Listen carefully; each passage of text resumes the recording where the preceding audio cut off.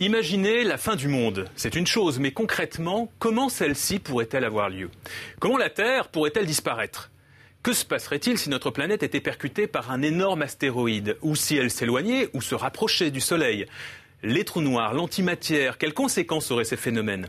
Des scientifiques ont travaillé sur différents scénarios et ils ont cherché à en mesurer les risques. Tout de suite, vous allez découvrir les 10 catastrophes qui pourraient anéantir notre planète. Détruire la Terre, cette idée a inspiré d'innombrables prophéties et romans de science-fiction. On peut imaginer toutes sortes de scénarios. Atomisation instantanée, extrême spaghettification, antimatière, destruction. Aujourd'hui, les plus grands experts en astronomie et en astrophysique réfléchissent aux menaces les plus inquiétantes pour la Terre. Les bâtiments fonderaient. La matière deviendrait visqueuse. Tout ce qui tient par la gravitation serait désintégré. Quels événements pourraient réellement détruire notre planète, la conduire à sa fin? Quelle forme d'apocalypse serait la plus probable? Préparez-vous à découvrir 10 visions de la fin du monde, 10 moyens de détruire la Terre. N'essayez pas chez vous.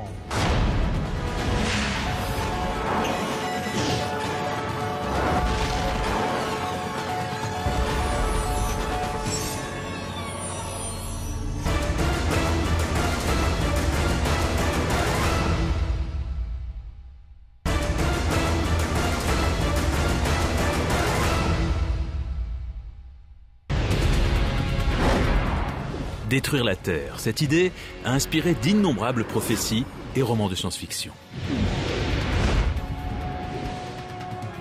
On peut imaginer toutes sortes de scénarios. Atomisation instantanée, extrême spaghettification, antimatière, destruction. Aujourd'hui, les plus grands experts en astronomie et en astrophysique réfléchissent aux menaces les plus inquiétantes pour la Terre. Les bâtiments fonderaient. La matière deviendrait visqueuse. Tout ce qui tient par la gravitation serait désintégré. Quels événements pourraient réellement détruire notre planète, la conduire à sa fin? Quelle forme d'apocalypse serait la plus probable? Préparez-vous à découvrir 10 visions de la fin du monde, 10 moyens de détruire la Terre. N'essayez pas chez vous.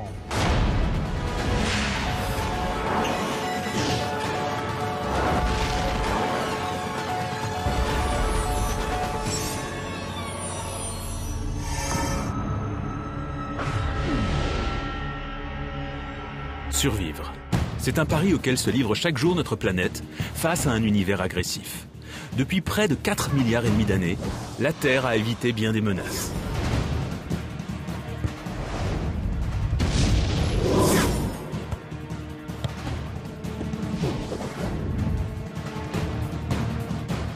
Il y a des tas d'objets qui peuvent nous tuer dans l'espace, mais aucun n'y est encore arrivé. Certains, comme les dangereux sursauts gamma, issus de galaxies lointaines, passent complètement à côté de nous. D'autres objets ne parviennent jamais à traverser nos défenses invisibles. Le champ magnétique de la Terre repousse la menace des particules. La couche d'ozone filtre les rayons ultraviolets. Mais si le cosmos n'arrive pas à détruire la Terre, certains spécialistes ont leur idée sur la question.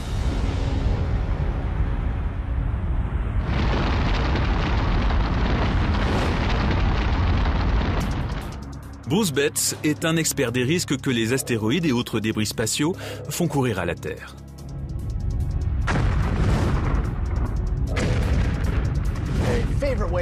Le moyen que je préfère pour détruire la Terre quand je délire, je choisirais sans doute un truc simple.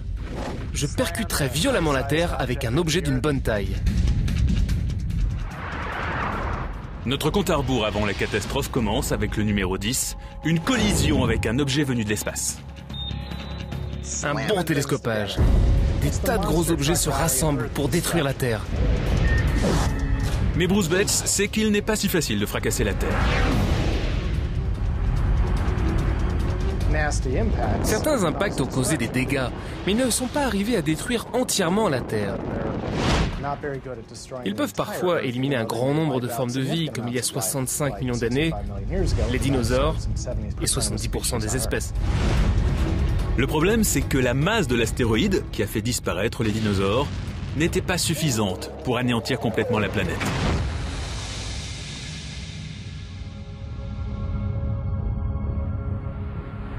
L'astéroïde était un peu plus grand que l'Everest, ce qui semble impressionnant jusqu'à ce qu'on s'en éloigne d'environ 320 km. Si nous avions un globe à l'échelle, vous ne pourriez pas sentir l'Himalaya du bout des doigts. Il a l'air immense à nos yeux, mais comparé à la taille actuelle de la Terre, c'est une fourmilière.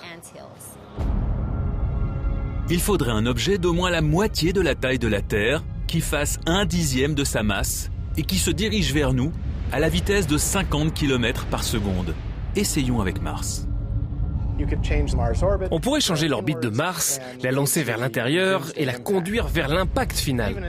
Quand elles s'approcheront l'une de l'autre, leurs forces gravitationnelles respectives les mèneront en une étreinte finale. Tandis que la planète rouge emplit le ciel de la Terre, d'énormes tsunamis anéantissent les îles et les villes côtières.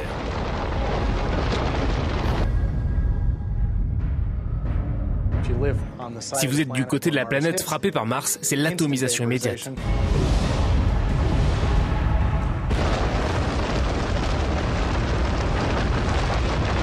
L'autre côté est la proie de tremblements de terre qui fissurent les continents. La chaleur dégagée par l'impact transforme les forêts en fournaises. Les montagnes terrestres et martiennes en fusion sont lancées dans l'espace et retombent comme une pluie apocalyptique.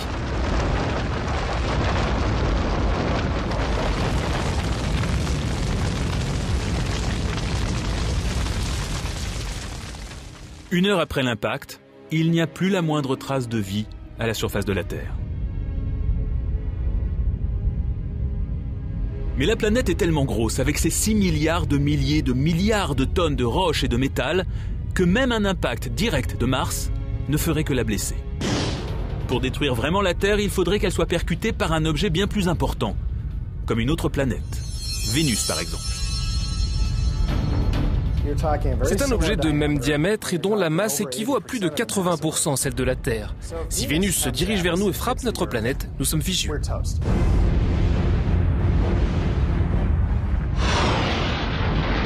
Les deux mondes volent en éclats. D'énormes fragments sont projetés dans l'espace.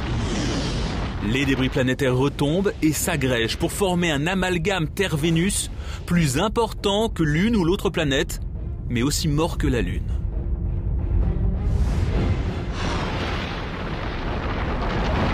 C'est un très bon moyen de détruire la Terre, mais est-il envisageable? Il y a 4,5 milliards d'années, un objet aussi gros que Mars nous a percutés. La Terre en était encore au stade du refroidissement quand une planète plus petite l'a frappé violemment. C'est comme une balle qui touche le sable et frappe une poignée de particules.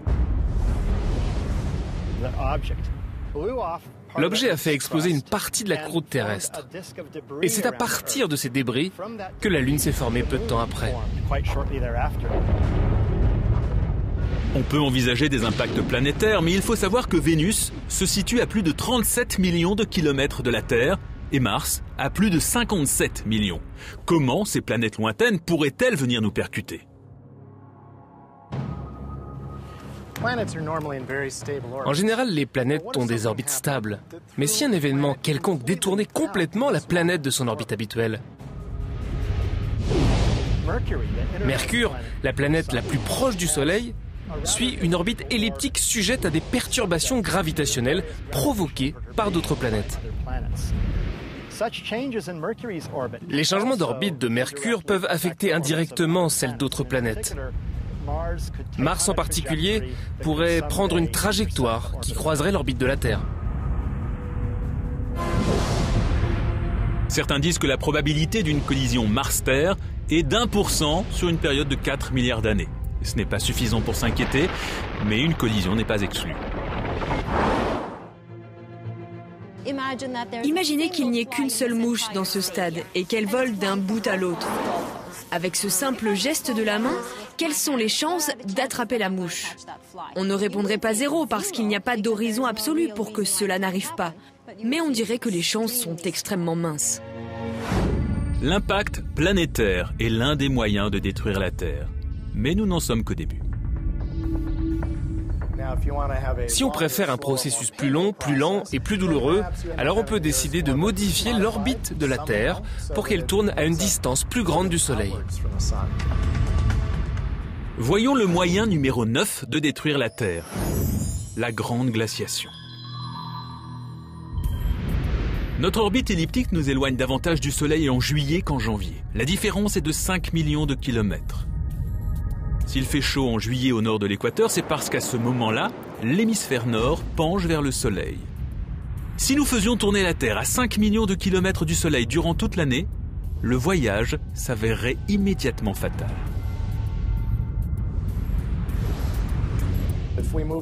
Si on s'éloigne un peu, on peut faire avec.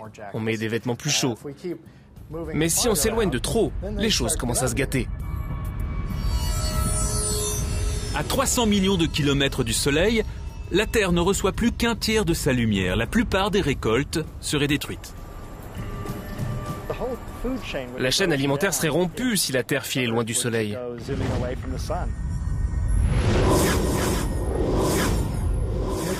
Et si on joue le jeu jusqu'au bout et qu'on atteigne l'orbite de Neptune, c'est notre atmosphère qui pourrait commencer à geler. On atteint alors des températures de 350 degrés sous zéro. Rien n'y survit. Les océans sont des cimetières de glace.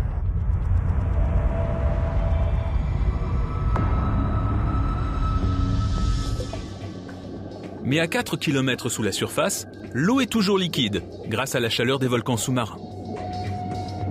L'hydroxyde de soufre, issu des conduits hydrothermaux, continue à nourrir de grands vers tubicoles et d'autres formes exotiques de vie. La chaleur dégagée par le noyau terrestre peut aussi contribuer à la survie de l'humanité dans des villes souterraines.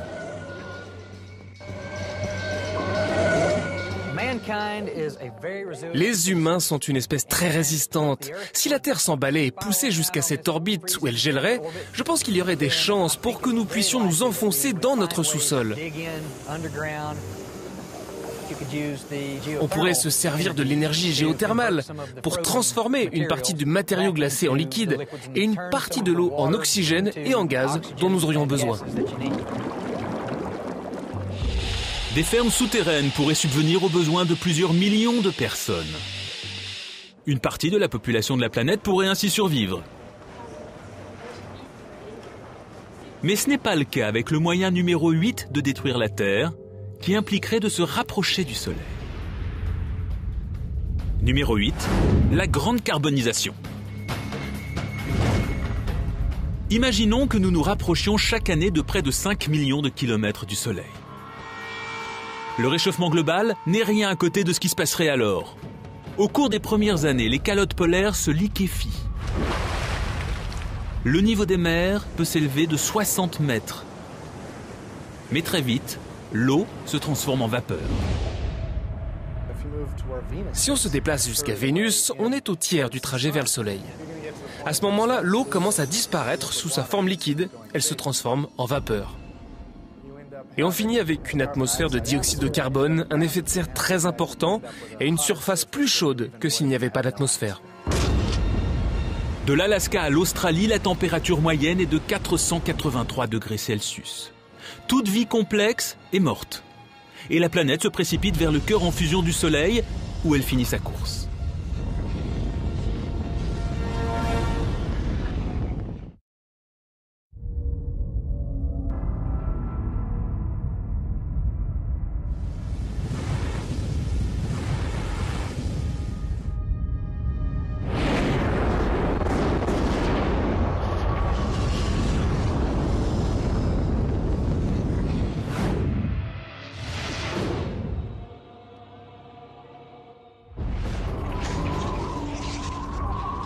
Devenue stérile, étouffée par les gaz à effet de serre, la Terre serait carbonisée bien avant de plonger dans l'étoile solaire.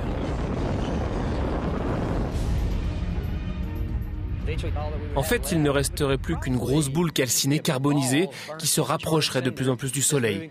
Et quand elle serait vraiment tout près, elle serait atomisée, transformée en vapeur. La vapeur serait emportée par les vents solaires et la Terre serait entièrement dépouillée. Je suppose que pendant une courte période, elle ressemblerait à une comète. Finalement, il ne resterait que le noyau, une boule de 7000 km de diamètre, composée de fer, de nickel et de métaux radioactifs. Une boule aussi brûlante que la surface du Soleil, mais 2 millions de fois plus petite. Et cela se finirait par une collision avec le Soleil.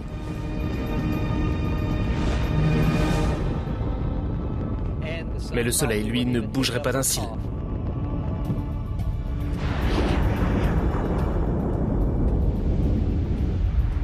Il faudrait sans doute plusieurs années-lumière pour changer aussi radicalement d'orbite et perturber la gravitation de tout le système solaire.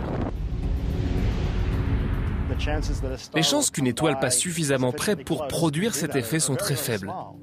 Mais il n'est pas inconcevable que cela arrive dans les quelques milliards d'années à venir. Transformer l'orbite solaire de la Terre la conduirait à une mort très lente. Mais arrêter sa rotation l'amènerait à une fin très violente. C'est le numéro 7 de la liste des 10 moyens de détruire la Terre. Stopper la rotation. Si on stoppait la Terre, on n'arrêterait pas les objets qui s'y trouvent. Ils continueraient à avancer. Par exemple, on serait jeté contre les murs à une vitesse folle. La Terre se déplace à une vitesse de plusieurs milliers de kilomètres par heure. Si tout d'un coup on l'arrêtait, l'atmosphère ne disparaîtrait pas forcément en même temps. On aurait donc brusquement un vent qui soufflerait à 1600 km/h sur toute la planète. Simultanément, l'énergie accumulée par la friction rotationnelle serait libérée sous la forme d'une chaleur intense. On aurait des roches en fusion, des immeubles en fusion. Bientôt la Terre serait un monde mort, tournant autour du Soleil. Notre cycle alternant jour et nuit serait dicté par l'année, c'est-à-dire le temps que met la Terre pour tourner autour du Soleil. Un jour serait long de 6 mois et une nuit de 6 autres mois. Un côté de la planète absorberait la chaleur du Soleil pendant 6 mois de suite, tandis que le côté dans l'obscurité refroidirait. Il y aurait 2 saisons, une mauvaise et une pire encore. Cette différence entre le côté chaud et le côté froid finira par créer d'énormes vents filants d'un côté à l'autre, des courants de convection massifs. D'un pôle à l'autre, la zone située dans l'ombre, entre la lumière et l'obscurité, serait envahie par d'énormes cyclones. La Terre, en se déplaçant autour du Soleil, ferait tourbillonner autour du globe 2 bandes de 20 000 km où régneraient des phénomènes météo extrêmes. Tous les 6 mois, chaque point du globe vivrait une saison cyclonique. Ce serait la pagaille totale. Une pagaille bien difficile à gérer. On peut imaginer que cela arriverait si quelque chose entrait en collision avec la Terre de façon à créer un équilibre avec la tendance de la Terre à tourner sur elle-même. Cette collision serait tellement violente que l'arrêt de la rotation terrestre ne serait pas notre préoccupation première. Aussi terrible que pourrait être l'arrêt de la rotation de la Terre, au moins notre planète resterait dans le système solaire. Mais certaines forces dans l'espace sont assez dangereuses pour effacer toute trace physique de la Terre. Il y a par exemple les vestiges d'étoiles effondrées d'une densité extrême qu'on appelle les trous noirs. La zone très dangereuse d'un trou noir est appelée son horizon. C'est un point d'attraction gravitationnelle dont on ne revient pas. Si un objet quelconque le dépasse, il n'y a plus aucun moyen de revenir en arrière. Il avale l'espace-temps autour de lui, ainsi la matière qui est simplement présente dans l'espace-temps est avalée par le trou noir. Un trou noir de masse stellaire moyenne pèse entre 5 et 10 fois le poids du Soleil. Placer un tel objet à côté de la Terre détruirait certainement la planète. Mais il y a encore plus intéressant. Et si la Terre se retrouvait entre 2 trous noirs? Avec 2 trous noirs, ce serait 2 fois plus drôle. Et voici le numéro 6 des 10 moyens de détruire la Terre, écartelé entre 2 trous noirs. Un des trous noirs attirerait le côté le plus proche de la Terre et l'attirerait vers lui. Il attirerait aussi le centre davantage que le côté opposé et l'étirerait aussi. Et le trou noir, à l'opposé, ferait la même chose. Les trous noirs déchirent la croûte terrestre en soulevant les plaques tectoniques et en déformant la lithosphère. Le magma en fusion déclenche des éruptions volcaniques apocalyptiques et les trous noirs interceptent la plus grande partie des cendres et de la fumée qui retombent vers la Terre. Dans les océans, d'énormes marées s'élèvent sans jamais retomber. Tandis que des pans entiers de la planète tombent dans les trous noirs, les débris et les gaz se transforment en énergie mortelle. Les débris tombant dans le trou noir exploseraient en rayons X qui submergeraient la planète et tueraient tout le monde. Et pendant ce temps, la Terre a été étirée jusqu'à son point de rupture. Les trous noirs étireraient la Terre dans des directions opposées. Ce serait comme cette torture qui consistait à attacher des chevaux aux 4 membres d'un condamné pour l'écarteler. La planète écartelée gardera-t-elle un lien avec les trous noirs ou craquera-t-elle au milieu?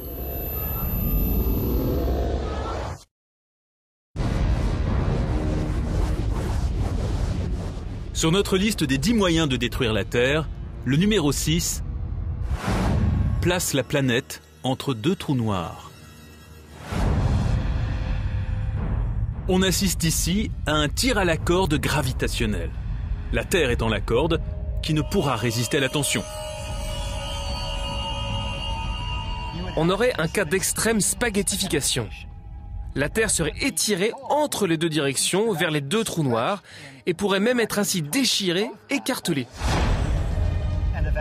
Et puis ces morceaux seraient réduits en pièces, qui seraient dépecés en plus petits morceaux. Ensuite, les dernières fibres de la Terre seraient avalées par l'horizon des trous noirs. Les 2 trous noirs seraient comme des serre-livres sur une étagère vide. Une étagère où la Terre aurait été rangée autrefois. Il est rassurant de savoir que les chances que la Terre soit écartelée entre 2 trous noirs sont proches de 0. Mais le physicien Travis Taylor, qui a écrit plusieurs ouvrages de science-fiction sur les dangers de l'espace extérieur, a une autre idée à propos des capacités destructrices des trous noirs. Si je voulais détruire la Terre, je proposerais qu'on capture un trou noir dans le noyau terrestre et qu'il la dévore de l'intérieur. Et je serais dans un vaisseau spatial pour la voir en train de s'effondrer. C'est le numéro 5 des 10 moyens de détruire la Terre, dévorer de l'intérieur. Un trou noir stellaire effectuerait rapidement le travail, mais il existe d'autres possibilités fascinantes. Que pourrions-nous imaginer d'autre? Peut-être un trou noir de la taille de ma boucle d'oreille. Un trou noir de cette taille aurait la même masse que la Terre. Prenons ce mini trou noir et faisons-le entrer par le pôle Nord. Supposons que la vitesse et l'angle de l'objet lui permettent de terminer sa course au centre de la Terre. On sentirait immédiatement que quelque chose va de travers. Si on faisait en sorte d'avoir un trou noir de la masse de la Terre au centre de celle-ci, on sentirait brusquement, à la surface de la planète, une attraction gravitationnelle 2 fois plus forte. Toute balle lancée d'en haut serait beaucoup plus rapide. Nous allons tous commencer à nous pencher. Tandis que les êtres vivants lutteraient désespérément, le mini trou noir aspirerait la matière. Plus il en avalerait, plus la Terre verrait arriver sa fin.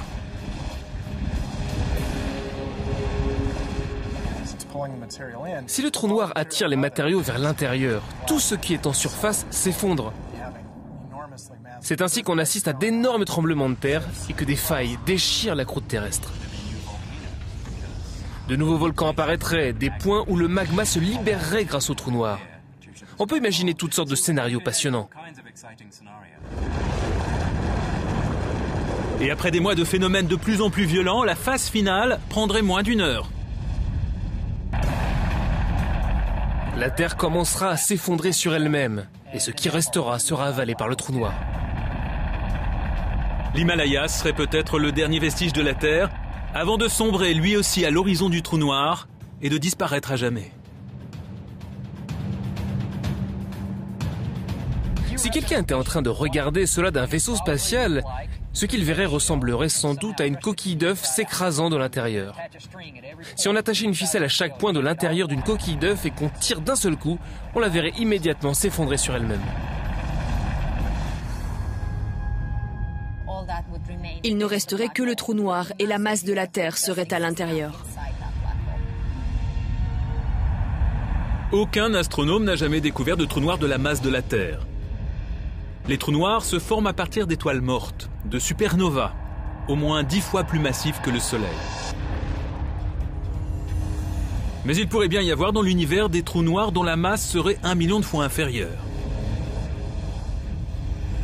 Selon une hypothèse, peu de temps après le Big Bang, il y avait tant de matière très dense que des millions de mini-trous noirs, appelés primordiaux, pourraient s'être formés sans avoir besoin de la mort d'une étoile.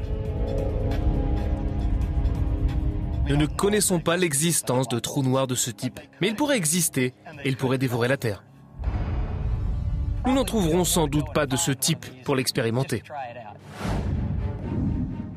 Mais pourrait-on créer un mini-trou noir ici sur Terre? Un accélérateur de particules comme le grand collisionneur de hadrons européen pourrait-il y parvenir?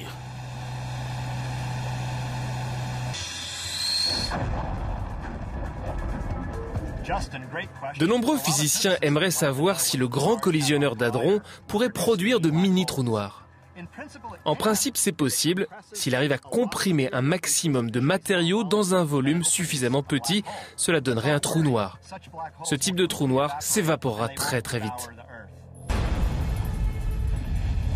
Dans l'espace, le pouvoir destructeur des trous noirs vient de leur irrésistible force de gravitation. Mais un manque de gravitation qui affecterait la Terre représenterait une menace pour la planète. C'est ce qui intrigue l'astronome Alex Filippenko.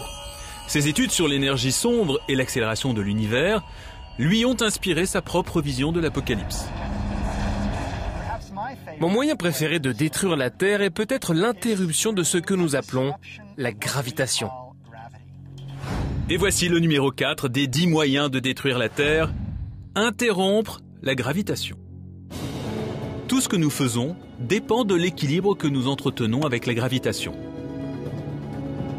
Mais si celle-ci décidait de mettre fin à cette relation? Sans elle, tout objet ascendant ne redescendrait jamais sur Terre. Les avions n'atterriraient jamais.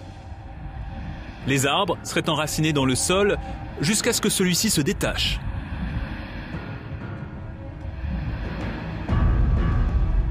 Et tout cela ne serait qu'un avant-goût du désastre à venir. La Terre elle-même commencerait à se morceler. Cela semble impossible, mais la force de gravitation pourrait-elle s'interrompre? C'est incroyable, mais la réponse est oui, c'est possible. Il se peut qu'un jour la gravitation cesse d'exister.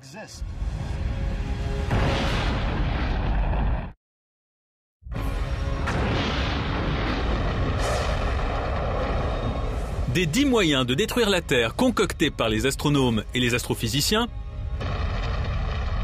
l'un des plus incroyables est le numéro 4, interrompre la gravitation. Aujourd'hui, la gravitation est l'une des 4 interactions élémentaires responsables de tous les phénomènes physiques, avec l'interaction électromagnétique, l'interaction nucléaire forte qui tient ensemble les noyaux atomiques, et l'interaction nucléaire faible, source de la radioactivité. Mais au moment du Big Bang, elle n'était que 2. Quand l'univers n'était âgé que d'une fraction de seconde, l'interaction nucléaire forte était unie à ce qu'on appelle l'interaction électrofaible, c'est-à-dire un alliage d'électromagnétisme et d'interaction nucléaire faible. Cette superforce aurait pu créer une super-énergie qui aurait provoqué une expansion quasi instantanée de l'univers, appelée inflation. Il est devenu monstrueusement grand en un temps très très bref. Mais une minuscule fraction de seconde après le Big Bang, l'inflation s'est arrêtée et les interactions se sont séparées.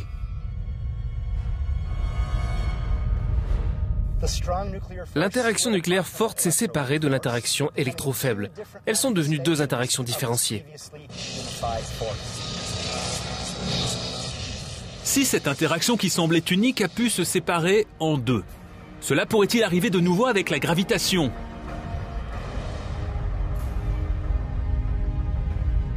On peut simuler cette éventualité à l'aide d'une simple pièce de monnaie. Une pièce possède deux faces. Mais si on transmet de l'énergie à la pièce en la faisant tourner, les deux faces semblent se fondre. On ne distingue plus nettement le côté pile et le côté face.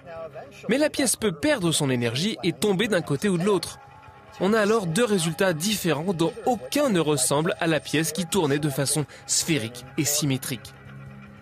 De la même manière, la gravitation à l'heure actuelle symétrique pourrait un jour se séparer en deux aspects différents. Chacune de ces deux nouvelles forces aurait un comportement différent de celui de la gravitation que nous connaissons. Tout ce qui est regroupé par la gravitation se désintégrerait, et cela signifierait la mort pour nous sur Terre.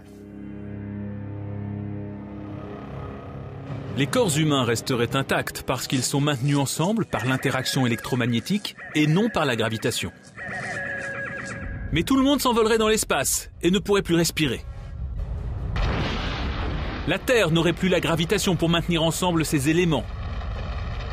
Jupiter et les autres géantes gazeuses se disperseraient.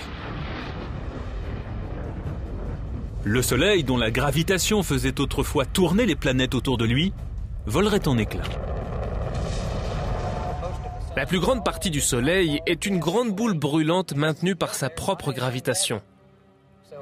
On verrait donc sans doute une étoile dériver au loin, assez rapidement. Le Soleil ne pourrait rester uni, la galaxie non plus, tout serait dispersé. La Terre ne serait plus que des particules aléatoires naviguant dans un coin d'un univers de poussière cosmique. Ce serait une fin assez extraordinaire. Évidemment, il y a une autre manière d'éparpiller la Terre en 1000 morceaux, c'est de la faire exploser. Ce n'est pas facile, mais il y a un moyen d'y parvenir. Créer une bombe dévastatrice d'antimatière. C'est le numéro 3 des 10 moyens de détruire la Terre, annihilation par l'antimatière.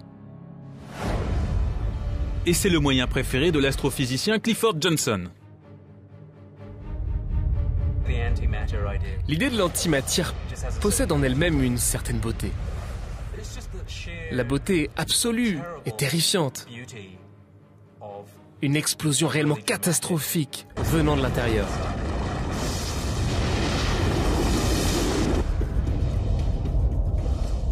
L'antimatière est l'opposé de la matière. Elles se détruisent mutuellement dans un souffle prodigieux. C'est la formule d'Einstein, E égale mc2 mise en action. Il s'agit de prendre cette matière et cette antimatière, de les combiner et de libérer ainsi de l'énergie pure.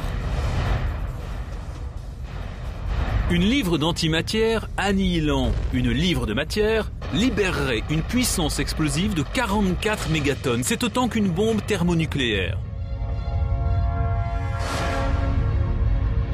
Mais pour détruire la Terre, il en faudrait bien plus. Selon certains calculs, il faudrait au moins 100 milliards de mégatonnes d'antimatière. Donc prenons la taille d'un stade, nous devrions remplir des millions de stades avec de l'antimatière pour qu'elle puisse entrer en interaction avec la matière de la Terre et libérer ainsi assez d'énergie pour disperser celle-ci. Mais si l'on veut vraiment essayer, il y a une usine d'antimatière à 150 millions de kilomètres d'ici. Quand une quantité suffisante d'énergie magnétique s'est formée dans la chaudière nucléaire du Soleil, elle est libérée dans une éruption solaire explosive. Cette déflagration peut produire au moins 1 kg d'antimatière. Le contact avec la matière détruit l'antimatière presque instantanément. Mais il y a des moyens de contenir cette réaction. On peut la suspendre sans la toucher grâce à différentes sortes de champs électriques et magnétiques. On peut garder indéfiniment une quantité d'antimatière en suspension. Il suffit donc de collecter et de stocker l'antimatière d'environ 10 puissance 24 millions d'explosions solaires. Une fois que vous avez amassé vos 100 000 milliards de tonnes d'antimatière, vous les transportez jusqu'à la Terre et coupez le champ électromagnétique pour qu'elle puisse entrer en contact avec son opposé, la matière. Placez-la comme vous pourrez au centre de la Terre et ensuite laissez-la agir.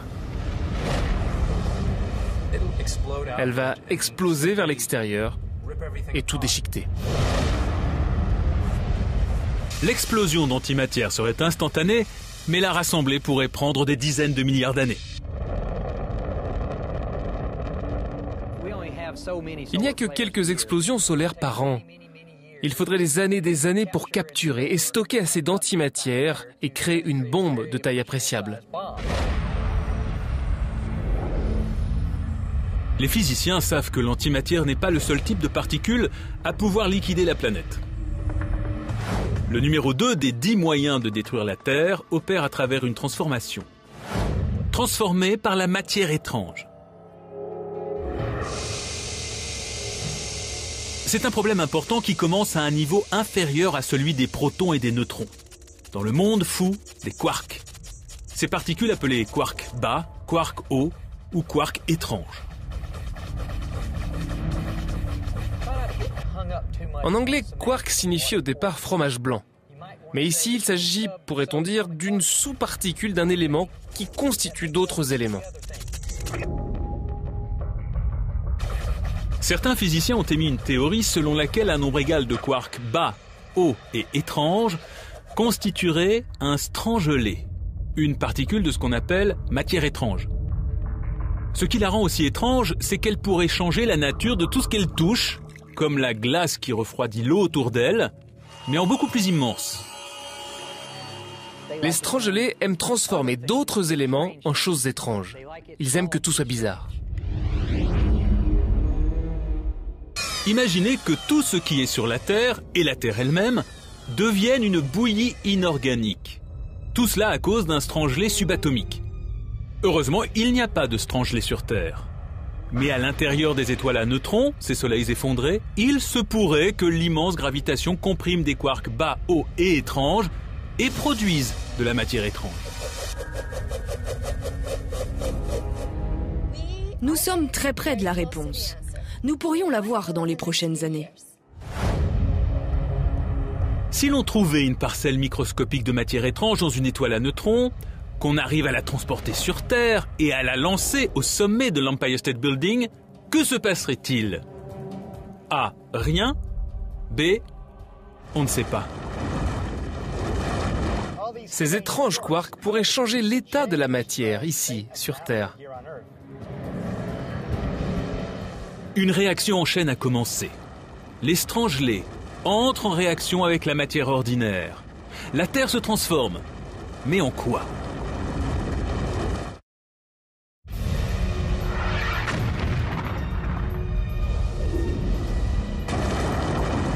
Sur la liste des 10 moyens de détruire la Terre, le numéro 2 est peut-être le plus singulier de tous. Transformé par la matière étrange. Si on voulait transformer toute la matière en un grand bouquet de quarks étranges, il suffirait d'en placer quelques-uns, ici et là. Et la Terre commencerait à devenir elle-même étrange. Bien plus étrange qu'elle ne l'est à l'heure actuelle. De la matière étrange, une parcelle de matériaux appelée strangelets a été libérée sur la Terre. Et il se produit un événement stupéfiant. La première chose qu'il touche se transforme en matière étrange. Puis la chose suivante. Très vite, vous auriez une version étrange de vous-même. Quand on regarde jusqu'au niveau subatomique, jusqu'au noyau, on trouve une structure bien définie. On peut séparer les protons, les neutrons, mais si on perdait cette structure, la matière perdrait la forme que nous lui connaissons. Les orbites uniques et les innombrables particules qui constituent les éléments individuels forment maintenant une masse indifférenciée. Tout devient la même matière étrange depuis les noyaux atomiques jusqu'aux monuments et aux montagnes. Et tout ce qui est vivant meurt. Une fois que cela commence, cette transition s'effectue de manière assez rapide. C'est comme dissoudre quelque chose en une grosse bulle de matière. Cela se transformerait simplement en une pâte visqueuse, une soupe de quark. On finirait par changer toute la Terre en un gros morceau d'étrange matière.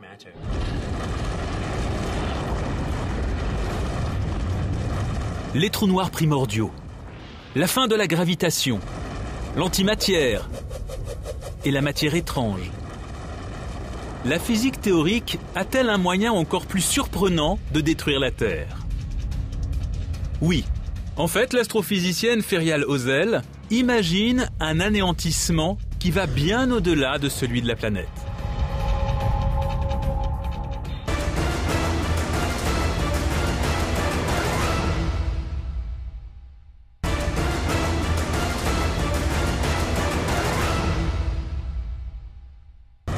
Les trous noirs primordiaux, la fin de la gravitation, l'antimatière et la matière étrange.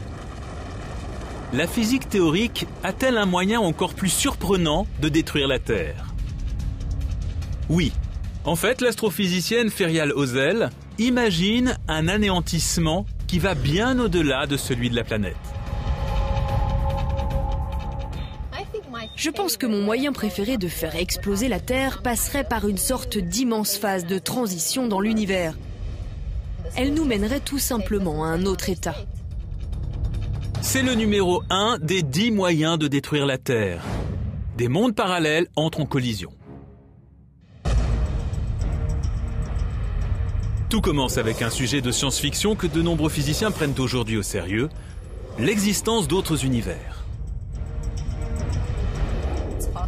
Il est possible qu'il y ait d'autres terres dans d'autres univers. Pensons à notre univers comme à une feuille en 2 dimensions, qui est ici. Se déplacer autour de cette feuille, c'est comme se déplacer autour des 3 dimensions de l'espace. Ensuite, on peut se déplacer dans cette autre direction, en dehors de la feuille. Et là-bas, il y a une autre feuille, qui serait un univers différent. Notre univers serait exactement comme celui-là, ou peut-être légèrement différent, mais il est très important de se rendre compte que les 2 éléments ne devraient pas entrer en collision.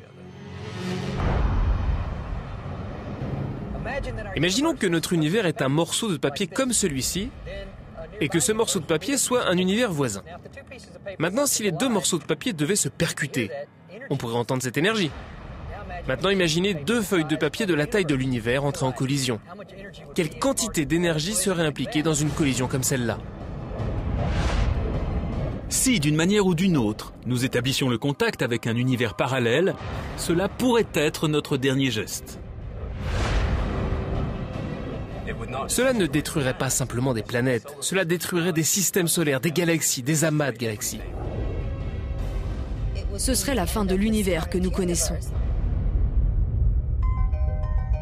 Mais est-il possible que la fin de tout soit le commencement d'autre chose? Si un Big Bang a donné naissance à notre univers, un autre Big Bang peut en faire autant et tout recommencer.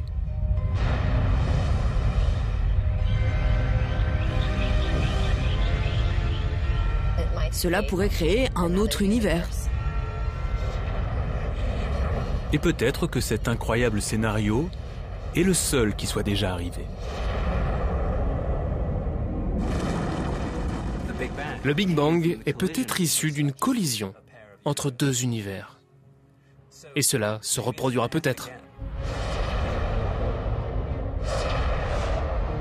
Si c'est le cas, alors au bout de 10 milliards d'années, Il pourrait y avoir une autre Terre dans un autre univers. nous avons imaginé la Terre détruite par un impact soudain, par un froid intense et une chaleur atomisante. Nous l'avons imaginée arrêtée dans sa rotation, transformée en matière étrange, spaghettifiée et avalée par des trous noirs, désintégrée et explosée. Tout cela en théorie. Dans la réalité, il y a des chances pour que le monde continue à tourner ainsi pendant encore quelques milliards d'années. Mais il y a tellement de choses dans l'univers que nous ne pouvons ni connaître, ni prédire. Une Terre totalement nouvelle dans un univers entièrement nouveau. Ce serait un endroit complètement différent et même régi par d'autres lois physiques.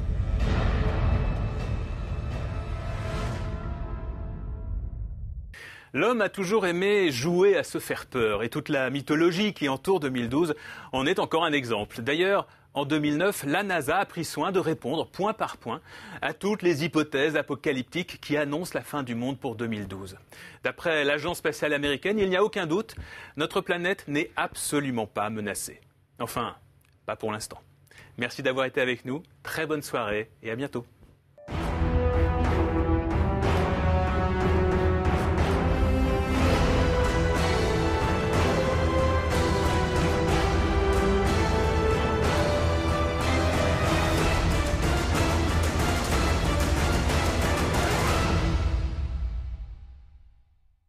Quand elles s'approcheront l'une de l'autre, leurs forces gravitationnelles respectives les mèneront en une étreinte finale. Tandis que la planète rouge emplit le ciel de la Terre, d'énormes tsunamis anéantissent les îles et les villes côtières.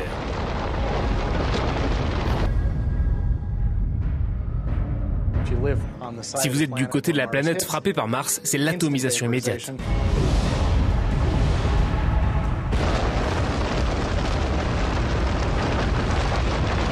L'autre côté est la proie de tremblements de terre qui fissurent les continents. La chaleur dégagée par l'impact transforme les forêts en fournaises. Les montagnes terrestres et martiennes en fusion sont lancées dans l'espace et retombent comme une pluie apocalyptique.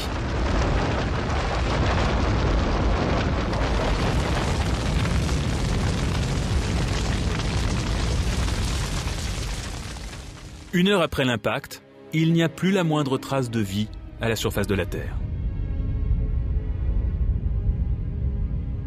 Mais la planète est tellement grosse, avec ses 6 milliards de milliers de milliards de tonnes de roches et de métal, que même un impact direct de Mars ne ferait que la blesser.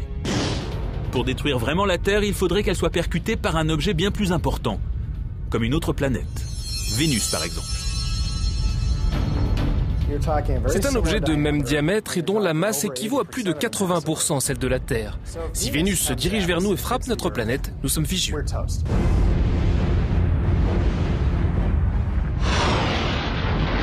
Les deux mondes volent en éclats. D'énormes fragments sont projetés dans l'espace.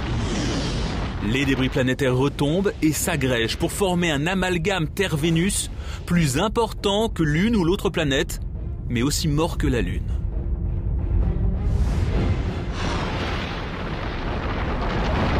C'est un très bon moyen de détruire la Terre, mais est-il envisageable? Il y a 4,5 milliards d'années, un objet aussi gros que Mars nous a percutés. La Terre en était encore au stade du refroidissement quand une planète plus petite l'a frappé violemment. C'est comme une balle qui touche le sable et frappe une poignée de particules.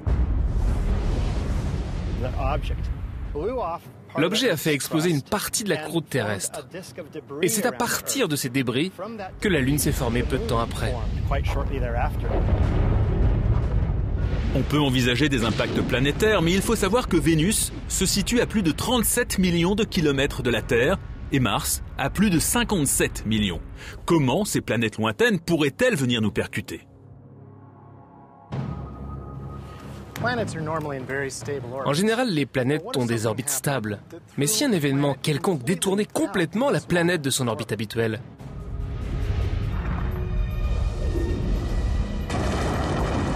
Sur la liste des 10 moyens de détruire la Terre,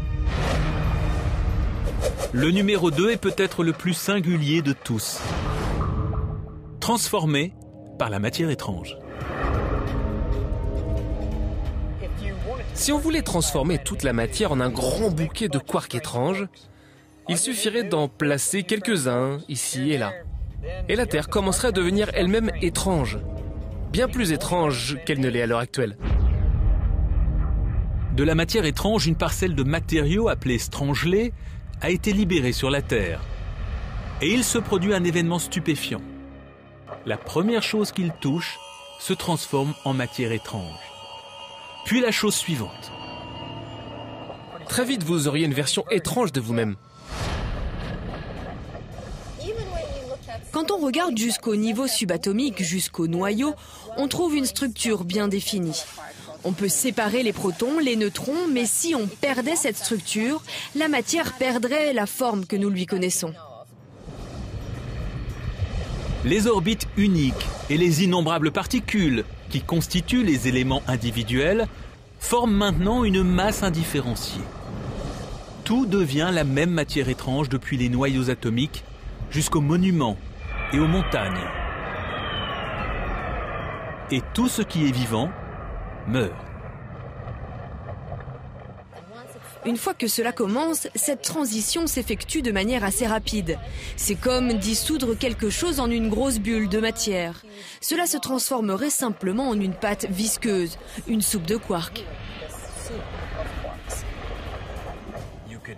On finirait par changer toute la Terre en un gros morceau d'étrange matière.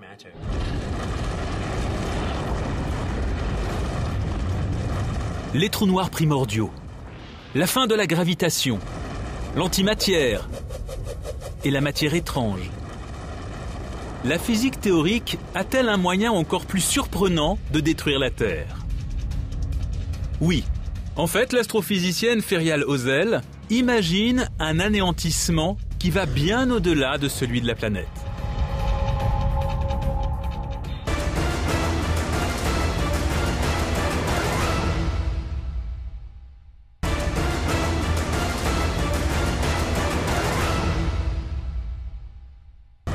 Les trous noirs primordiaux, la fin de la gravitation, l'antimatière et la matière étrange. La physique théorique a-t-elle un moyen encore plus surprenant de détruire la Terre? Oui. En fait, l'astrophysicienne Ferial Ozel imagine un anéantissement. Mais le Soleil, lui, ne bougerait pas d'un cil.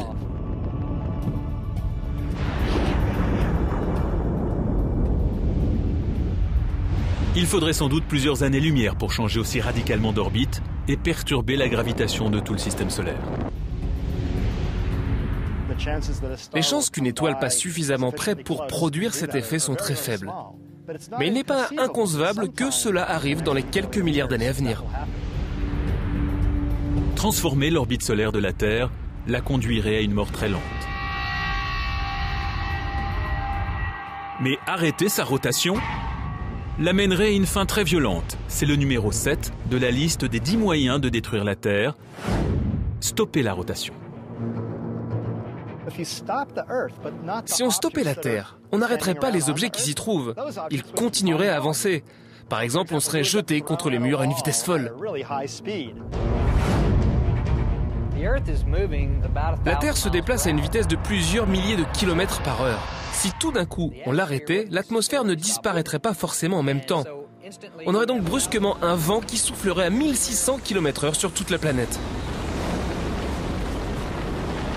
Simultanément, l'énergie accumulée par la friction rotationnelle serait libérée sous la forme d'une chaleur intense.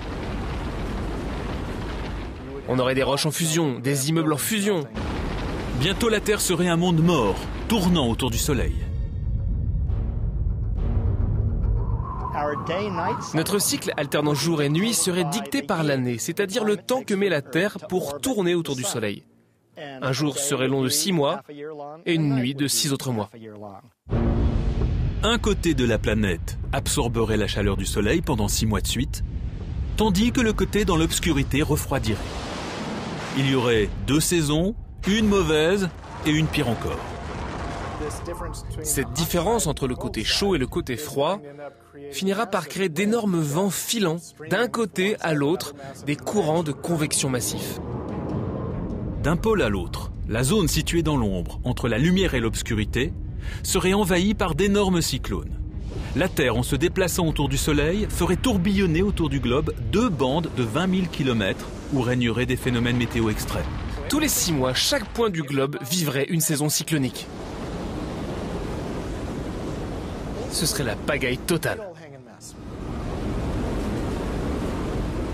Une pagaille bien difficile à gérer. On peut imaginer que cela arriverait si quelque chose entrait en collision avec la Terre de façon à créer un équilibre avec la tendance de la Terre à tourner sur elle-même. Cette collision serait tellement violente que l'arrêt de la rotation terrestre ne serait pas notre préoccupation. Soleil pendant 6 mois de suite, tandis que le côté dans l'obscurité refroidirait. Il y aurait 2 saisons, une mauvaise et une pire encore. Cette différence entre le côté chaud et le côté froid finira par créer d'énormes vents filants d'un côté à l'autre des courants de convection massifs. D'un pôle à l'autre, la zone située dans l'ombre, entre la lumière et l'obscurité, serait envahie par d'énormes cyclones.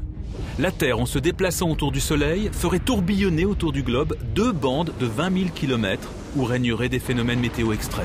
Tous les 6 mois, chaque point du globe vivrait une saison cyclonique. Ce serait la pagaille totale. Une pagaille bien difficile à gérer. On peut imaginer que cela arriverait si quelque chose entrait en collision avec la Terre de façon à créer un équilibre avec la tendance de la Terre à tourner sur elle-même. Cette collision serait tellement violente que l'arrêt de la rotation terrestre ne serait pas notre préoccupation première. Aussi terrible que pourrait être l'arrêt de la rotation de la Terre, au moins notre planète resterait dans le système solaire. Mais certaines forces dans l'espace sont assez dangereuses pour effacer toute trace physique de la Terre. Il y a par exemple les vestiges d'étoiles effondrées d'une densité extrême qu'on appelle les trous noirs. La zone très dangereuse d'un trou noir est appelée son horizon. C'est un point d'attraction gravitationnelle dont on ne revient pas. Si un objet quelconque le dépasse, il n'y a plus aucun moyen de revenir en arrière. Il avale l'espace-temps autour de lui, ainsi la matière qui est simplement présente dans l'espace-temps est avalée par le trou noir. Un trou noir de masse stellaire moyenne pèse entre 5 et 10 fois le poids du Soleil. Placer un tel objet à côté de la Terre détruirait certainement la planète. Mais il y a encore plus intéressant. Et si la Terre se retrouvait entre 2 trous noirs? Avec 2 trous noirs, ce serait 2 fois plus drôle. Et voici le numéro 6 des 10 moyens de détruire la Terre, écartelé entre 2 trous noirs. Un des trous noirs attirerait le côté le plus proche de la Terre et l'attirerait vers lui. Il attirerait aussi le centre davantage que le côté opposé et l'étirerait aussi. Et le trou noir, à l'opposé, ferait la même chose. Les trous noirs déchirent la croûte terrestre en soulevant les plaques tectoniques et en déformant la lithosphère. Le magma en fusion déclenche des éruptions volcaniques apocalyptiques et les trous noirs interceptent la plus grande partie des cendres et de la fumée qui retombent vers la Terre. Forment maintenant une masse indifférenciée. Tout devient la même matière étrange depuis les noyaux atomiques jusqu'aux monuments et aux montagnes. Et tout ce qui est vivant meurt. Une fois que cela commence, cette transition s'effectue de manière assez rapide. C'est comme dissoudre quelque chose en une grosse bulle de matière. Cela se transformerait simplement en une pâte visqueuse, une soupe de quark. On finirait par changer toute la Terre en un gros morceau d'étrange matière.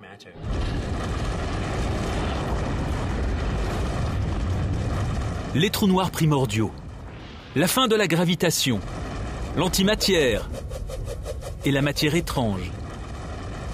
La physique théorique a-t-elle un moyen encore plus surprenant de détruire la Terre? Oui. En fait, l'astrophysicienne Ferial Ozel imagine un anéantissement qui va bien au-delà de celui de la planète.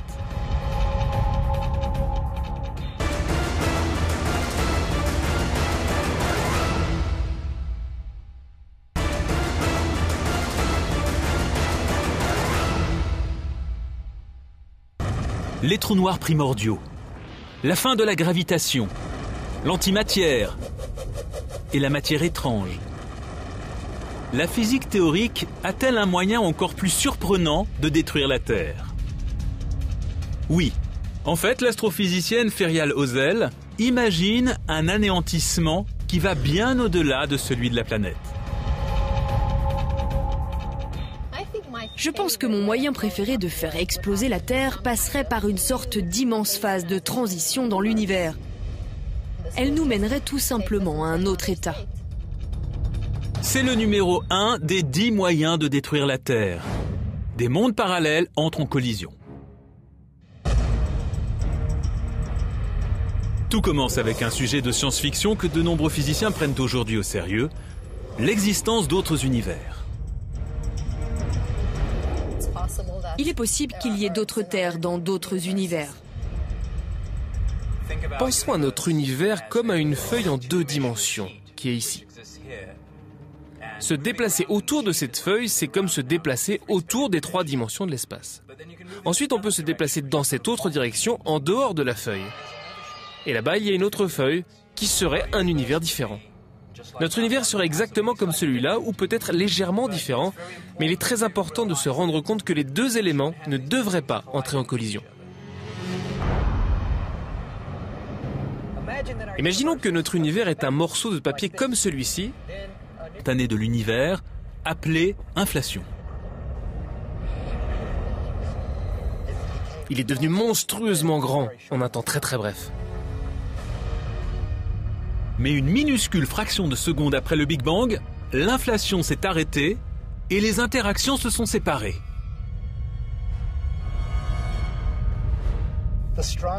L'interaction nucléaire forte s'est séparée de l'interaction électrofaible. Elles sont devenues 2 interactions différenciées. Si cette interaction qui semblait unique a pu se séparer en 2, cela pourrait-il arriver de nouveau avec la gravitation ?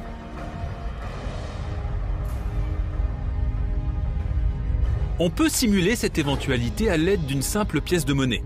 Une pièce possède 2 faces. Mais si on transmet de l'énergie à la pièce en la faisant tourner, les 2 faces semblent se fondre.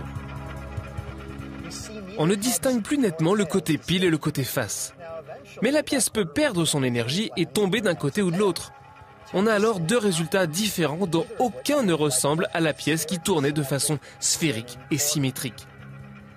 De la même manière, la gravitation à l'heure actuelle symétrique pourrait un jour se séparer en 2 aspects différents. Chacune de ces 2 nouvelles forces aurait un comportement différent de celui de la gravitation que nous connaissons.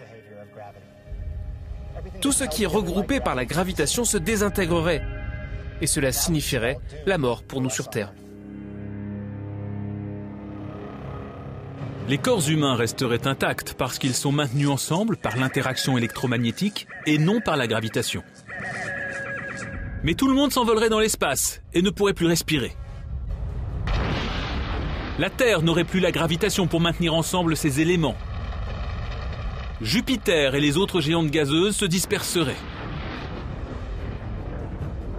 Le Soleil, dont la gravitation faisait autrefois tourner les planètes autour de lui, volerait en éclats. La plus grande partie du Soleil est une grande boule brûlante maintenue par sa propre gravitation. On verrait donc sans doute une étoile dériver au loin, assez rapidement. Le Soleil ne pourrait rester uni, la galaxie non plus, tout serait dispersé. La Terre ne serait plus que des particules aléatoires naviguant dans un coin d'un univers de poussière cosmique. Ce serait une fin assez extraordinaire. Évidemment, il y a une autre manière d'éparpiller la Terre en 1000 morceaux, c'est de la faire exploser. Ce n'est pas facile, mais il y a un moyen d'y parvenir. Créer une bombe dévastatrice d'antimatière. C'est le numéro 3. Commencera à s'effondrer sur elle-même, et ce qui restera sera avalé par le trou noir. L'Himalaya serait peut-être le dernier vestige de la Terre, avant de sombrer lui aussi à l'horizon du trou noir et de disparaître à jamais. Si quelqu'un était en train de regarder cela d'un vaisseau spatial, ce qu'il verrait ressemblerait sans doute à une coquille d'œuf s'écrasant de l'intérieur. Si on attachait une ficelle à chaque point de l'intérieur d'une coquille d'œuf et qu'on tire d'un seul coup, on la verrait immédiatement s'effondrer sur elle-même. Il ne resterait que le trou noir et la masse de la Terre serait à l'intérieur. Aucun astronome n'a jamais découvert de trou noir de la masse de la Terre. Les trous noirs se forment à partir d'étoiles mortes, de supernovas, au moins 10 fois plus massifs que le Soleil. Mais il pourrait bien y avoir dans l'univers des trous noirs dont la masse serait 1 million de fois inférieure. Selon une hypothèse, peu de temps après le Big Bang, il y avait tant de matière très dense que des millions de mini-trous noirs, appelés primordiaux, pourraient s'être formés sans avoir besoin de la mort d'une étoile.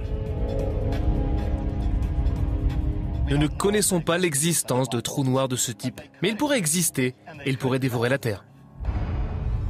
Nous n'en trouverons sans doute pas de ce type pour l'expérimenter. Mais pourrait-on créer un mini-trou noir ici sur Terre? Un accélérateur de particules comme le grand collisionneur de hadrons européen pourrait-il y parvenir?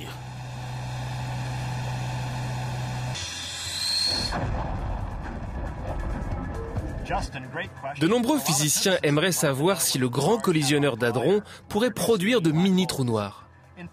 En principe, c'est possible s'il arrive à comprimer un maximum de matériaux dans un volume suffisamment petit. Cela donnerait un trou noir. Ce type de trou noir s'évaporera très très vite. Dans l'espace, le pouvoir destructeur des trous noirs vient de leur irrésistible force de gravitation. Mais un manque de gravitation qui affecterait la Terre représenterait une menace pour la planète. C'est ce qui intrigue l'astronome Alex Filippenko. Ses études sur l'énergie sombre et l'accélération de l'univers lui ont inspiré sa propre vision de l'apocalypse. Mon moyen préféré de détruire la Terre est peut-être l'interruption de ce que nous appelons la gravitation. Et voici le numéro 4 des 10 moyens de détruire la Terre: interrompre la gravitation. Tout ce que nous faisons dépend de l'équilibre que nous entretenons avec la gravitation. Mais si celle-ci décidait de mettre fin à cette relation? Période, elle ressemblerait à une comète. Finalement, il ne resterait que le noyau, une boule de 7000 km de diamètre, composée de fer, de nickel et de métaux radioactifs. Une boule aussi brûlante que la surface du Soleil, mais 2 millions de fois plus petite. Et cela se finirait par une collision avec le Soleil.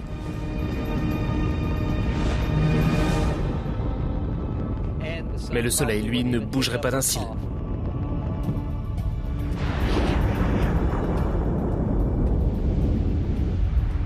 Il faudrait sans doute plusieurs années-lumière pour changer aussi radicalement d'orbite et perturber la gravitation de tout le système solaire. Les chances qu'une étoile passe suffisamment près pour produire cet effet sont très faibles. Mais il n'est pas inconcevable que cela arrive dans les quelques milliards d'années à venir. Transformer l'orbite solaire de la Terre la conduirait à une mort très lente. Mais arrêter sa rotation l'amènerait à une fin très violente. C'est le numéro 7 de la liste des 10 moyens de détruire la Terre: stopper la rotation. Si on stoppait la Terre, on n'arrêterait pas les objets qui s'y trouvent. Ils continueraient à avancer. Par exemple, on serait jeté contre les murs à une vitesse folle.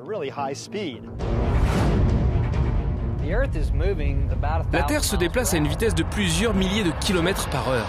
Si tout d'un coup on l'arrêtait, l'atmosphère ne disparaîtrait pas forcément en même temps. On aurait donc brusquement un vent qui soufflerait à 1600 km/h sur toute la planète. Simultanément, l'énergie accumulée par la friction rotationnelle serait libérée sous la forme d'une chaleur intense. On aurait des roches en fusion, des immeubles en fusion. Bientôt, la Terre serait un monde mort, tournant autour du Soleil. Notre cycle alternant jour et nuit serait dicté par l'année, c'est-à-dire le temps que met la Terre pour tourner autour du Soleil. Un jour serait long de 6 mois et une nuit de 6 autres mois. Un côté de la planète absorberait la chaleur du Soleil pendant 6 mois de suite, tandis que le côté dans l'obscurité refroidirait. Il y aurait 2 saisons, une mauvaise et une pire encore. Cette différence entre le côté chaud et le côté froid finira par créer d'énormes vents filants d'un côté à l'autre, des courants de convection massifs. D'un pôle à l'autre, la zone située dans l'ombre, entre la lumière et l'obscurité, serait envahie par d'énormes cyclones. La Terre, en se déplaçant autour du Soleil, ferait tourbillonner autour du globe 2 bandes de 20 000 km où régneraient des phénomènes météo extrêmes. Tous les 6 mois, chaque point du globe vivrait une saison cyclonique. Ce serait la gravitation comprime des quarks bas, hauts et étranges et produisent de la matière étrange. Nous sommes très près de la réponse. Nous pourrions la voir dans les prochaines années. Si l'on trouvait une parcelle microscopique de matière étrange dans une étoile à neutrons, qu'on arrive à la transporter sur Terre et à la lancer au sommet de l'Empire State Building, que se passerait-il? A. Rien. B. On ne sait pas. Ces étranges quarks pourraient changer l'état de la matière ici, sur Terre. Une réaction en chaîne a commencé. Les strangelets entrent en réaction avec la matière ordinaire. La Terre se transforme. Mais en quoi?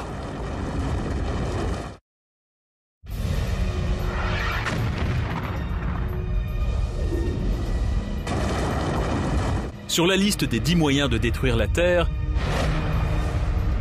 le numéro 2 est peut-être le plus singulier de tous. Transformé par la matière étrange. Si on voulait transformer toute la matière en un grand bouquet de quarks étranges, il suffirait d'en placer quelques-uns ici et là. Et la Terre commencerait à devenir elle-même étrange. Bien plus étrange qu'elle ne l'est à l'heure actuelle. De la matière étrange, une parcelle de matériaux appelée strangelets a été libérée sur la Terre. Et il se produit un événement stupéfiant. La première chose qu'il touche se transforme en matière étrange. Puis la chose suivante. Très vite, vous auriez une version étrange de vous-même. Quand on regarde jusqu'au niveau subatomique, jusqu'au noyau, on trouve une structure bien définie. On peut séparer les protons, les neutrons, mais si on perdait cette structure, la matière perdrait la forme que nous lui connaissons. Les orbites uniques et les innombrables particules qui constituent les éléments individuels forment maintenant une masse indifférenciée. Tout devient la même matière étrange depuis les noyaux atomiques jusqu'aux monuments et aux montagnes. Et tout ce qui est vivant meurt. Une fois que cela commence, cette transition s'effectue de manière assez rapide. C'est comme dissoudre quelque chose en une grosse bulle de matière. Cela se transformerait simplement en une pâte visqueuse, une soupe de quarks. On finirait par changer toute la Terre en un gros morceau d'étrange matière.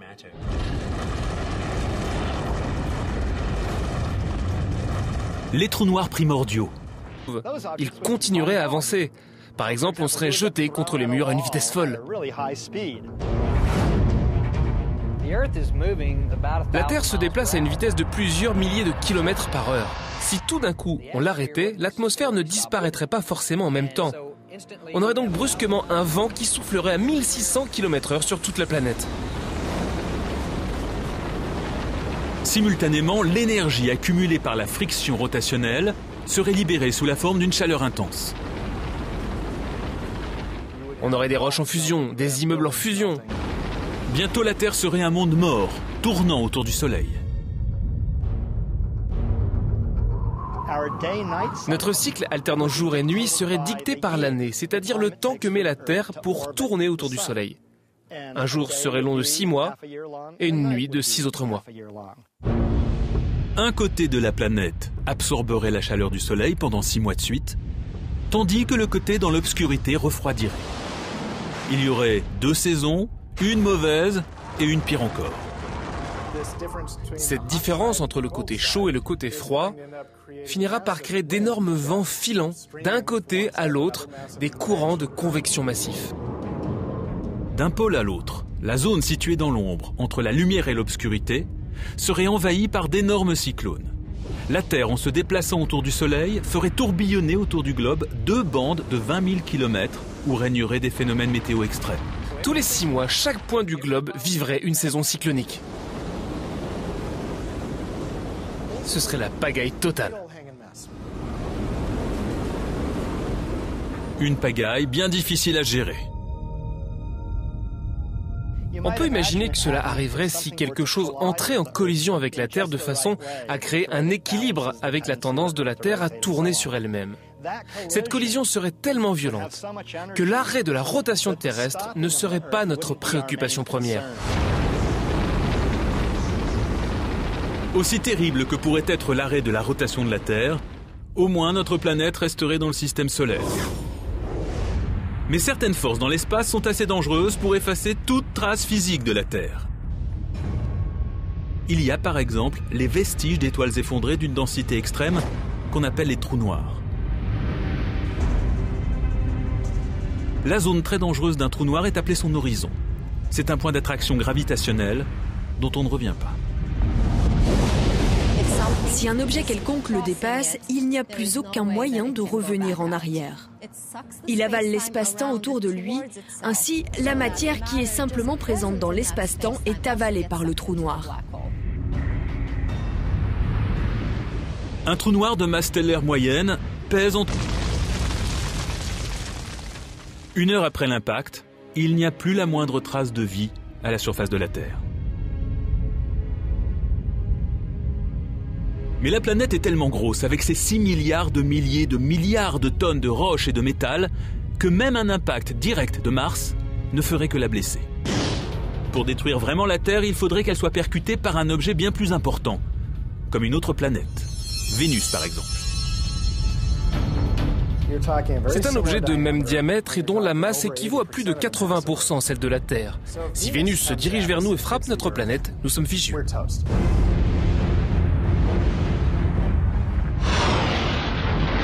Les deux mondes volent en éclats. D'énormes fragments sont projetés dans l'espace. Les débris planétaires retombent et s'agrègent pour former un amalgame Terre-Vénus plus important que l'une ou l'autre planète, mais aussi mort que la Lune.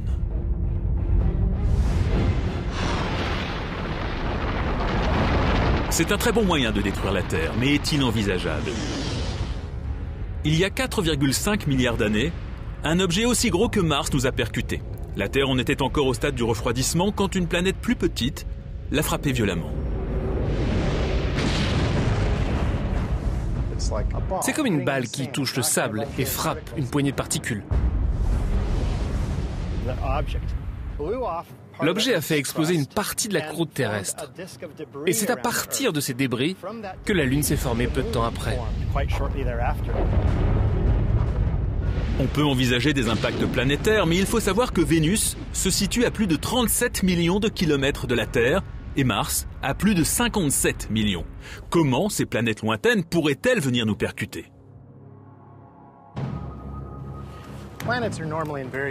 En général, les planètes ont des orbites stables. Mais si un événement quelconque détournait complètement la planète de son orbite habituelle? Mercure, la planète la plus proche du Soleil, suit une orbite elliptique sujette à des perturbations gravitationnelles provoquées par d'autres planètes. Les changements d'orbite de Mercure peuvent affecter indirectement celles d'autres planètes. Mars en particulier pourrait prendre une trajectoire qui croiserait l'orbite de la Terre. Certains disent que la probabilité d'une collision Mars-Terre est d'1% sur une période de 4 milliards d'années. Ce n'est pas suffisant pour s'inquiéter, mais une collision n'est pas exclue. Imaginez qu'il n'y ait qu'une seule mouche dans ce stade et qu'elle vole d'un bout à l'autre. Avec ce simple geste de la main, quelles sont les chances d'attraper la mouche? On ne répondrait pas 0 parce qu'il n'y a pas d'horizon absolu pour que cela n'arrive pas.